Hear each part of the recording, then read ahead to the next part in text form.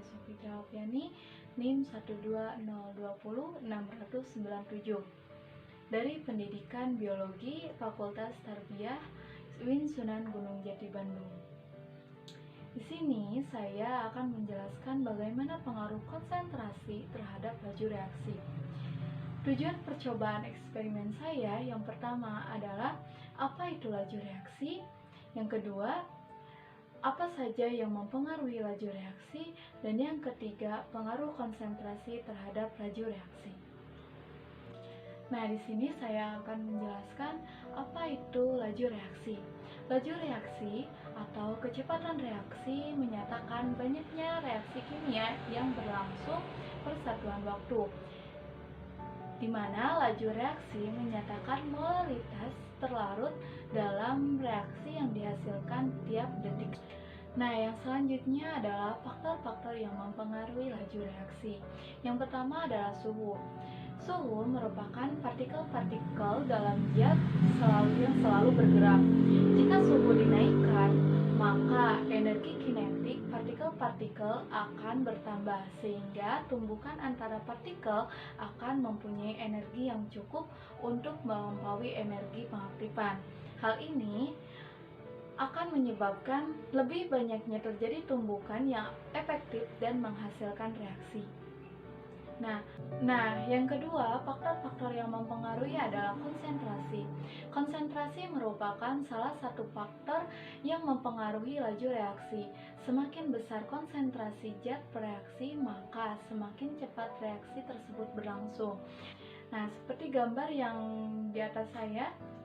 Nah, gambar tersebut di mana adalah konsentrasi rendah dan konsentrasi tinggi. Nah, yang ketiga, faktor yang mempengaruhi laju reaksi adalah luas permukaan.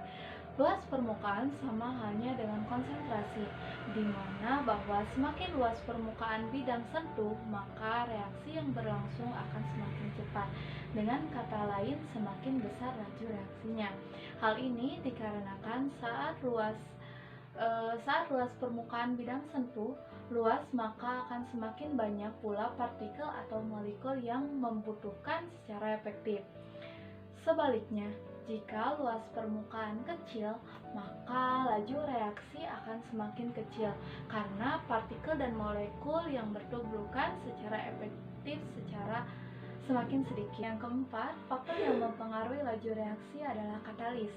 Katalis merupakan suatu zat yang memiliki kemampuan untuk membantu jalannya suatu reaksi kimia.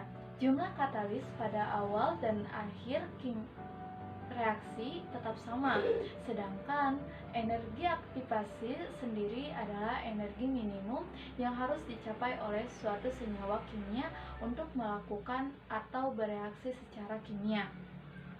Nah, pada eksperimen kali ini, alat dan bahan yang saya gunakan adalah yang pertama adalah cuka, terus 2 botol. Jadi bisa menggunakan botol apa saja. Di sini saya menggunakan botol yang kecil. Terus baking soda atau soda kue, balon, dan tidak lupa juga sendok. Oh iya, di sini saya kelupaan akan memaparkan stopwatchnya.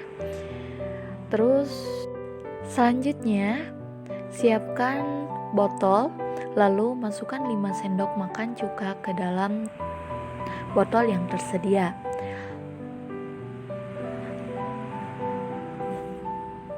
Nah, di sini agar lebih memudahkan untuk memasukkan cuka ke dalam botol, bisa dengan corong, tapi karena corongnya saya cari-cari nggak ada, jadi saya manual saja, seperti itu. Selanjutnya, siapkan 1,5 sendok makan baking soda, masukkan ke dalam balon berwarna jingga, dan 1 sendok makan baking soda dan masukkan pula kepada balon berwarna kuning.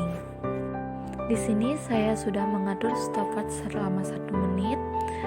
Lalu tuangkan baking soda yang terdapat di dalam balon secara bersamaan. Oh iya, maaf, saya di sini menyimpan kamera kurang pas, jadi tidak terlalu terlihat. Dari hasil hipotesis, bisa dilihat langsung bahwa balon berwarna jingga akan lebih besar daripada balon berwarna kuning. karena jumlah soda kue pada balon berwarna jingga lebih banyak daripada balon berwarna kuning. Nah, dari hasil percobaan tadi dapat kita simpulkan bahwa semakin besar konsentrasi pada larutan, maka akan semakin besar laju reaksinya. Di hasil percobaan tadi, perbedaan jumlah soda kue dan cuka dapat mempengaruhi pengembangan balon. Karena itu, balon jingga lebih besar daripada balon berwarna kuning. Mungkin hanya itu